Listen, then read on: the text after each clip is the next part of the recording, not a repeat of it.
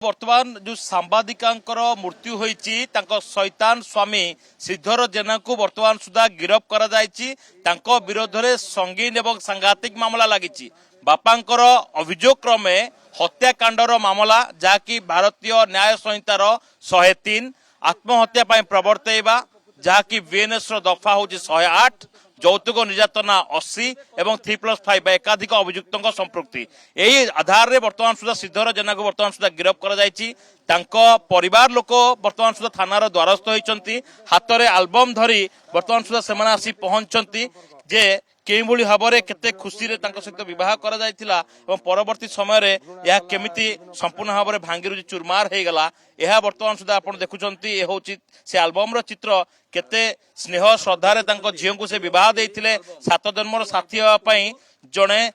লোক হাতরে তাঙ্ক ঝিওକୁ টেকি যাইতিলে কিন্তু এ শয়তান থিলা স্বামীর উপরে জনে শয়তান একাধিক যুবতীଙ୍କ সহিত তাঙ্কর সম্পৃক্তি ଥିବା অভিযোগ আসতা যাহাକୁ নেই বাপা মতে থানাକୁ আসতিলে আগে আপন থানাକୁ অভিযোগ নেকি আসতিলে থানারে আপন কোউ অভিযোগ করতিলে যে কেমিতি জানিলে যে আপনଙ୍କ জ্বাইଙ୍କର পরকিয়া প্রীতি রহিছি বলি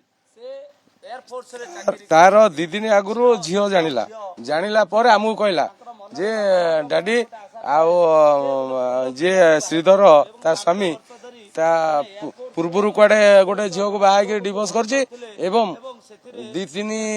भितर से देखा पाई जे राति 2टा 3टा जाए से अन्य झील मान सहित 2-3 जन झील सहित विभिन्न प्रकार प्रेमालाप कथबार्ता सब करे आउ झीर मन खराब झील को भी आउ पचारानी झील को विभिन्न प्रकार निर्यातना देला गाली मंद कला झील तो बहुत भल पाउला गोटे कथा शुणा मिलूँ गत काली आपण झील जो प्राण हरैले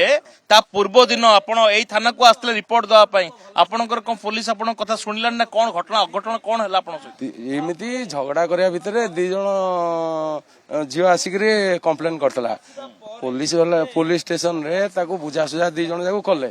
कहले तमें आउ गंडल खंडल कर भलरे चलिया चेष्टा कर कहीकि एमती बुझासुझा करी तांको छाड़ी थिले। अच्छा नहीं आपण गोटे अभियोग करछन्ती जदि पुलिस आपण कथा सुनी थांते हुए तो आपणकर झीलकर जीवन जाय नथांता केस तो हेई नथला एमती जस्ट गोटे पाटितुंड होईची झील जे ता बर को बहुत भल पाए तेणु केस फेस करी ताको जेल नवा ये करवा से तार से मंद उद्देश्य नुह सी गोटे रागरे आसिक आगे मत एमती गाली मंद करतुंड मत हईराण हरकत कर निर्यातना दौरान कहू पुलिस बुझे उभय को 2 जन जाक बुझेले। आपण अभियोग क्रमे वर्तमान सुधा हत्याकांड मामला रुजु कर अभियुक्त श्रीधर जेना को गिरफ कर आपण भावुंट कि श्रीधर छड़ा आपण ज्वाई छड़ा आपण झील को अन्य क्यों मैंने निर्यातना दौले मारपिट करते अन्य तो कई नुह से तो बापा माँ कई ना ये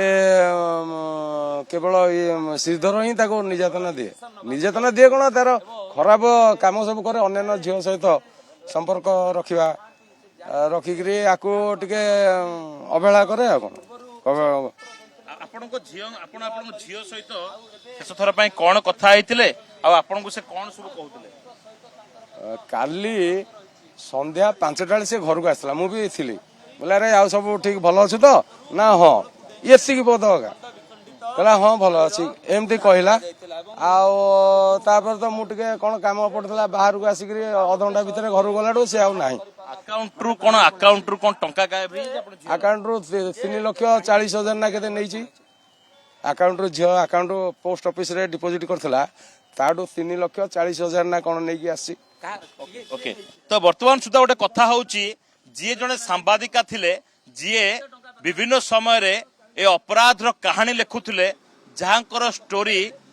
सोशल मीडिया रे भाइराल होतुला जे हत्या हो आत्महत्या हो बा कोनोसी अपराध हो से निजे केमिति वर्तमान गोटे स्टोरी हो जाइछंती एवं तांको मिस्ट्री को नहीं वर्तमान सुधा इन्वेस्टिगेशन चलीछि जे जने युवती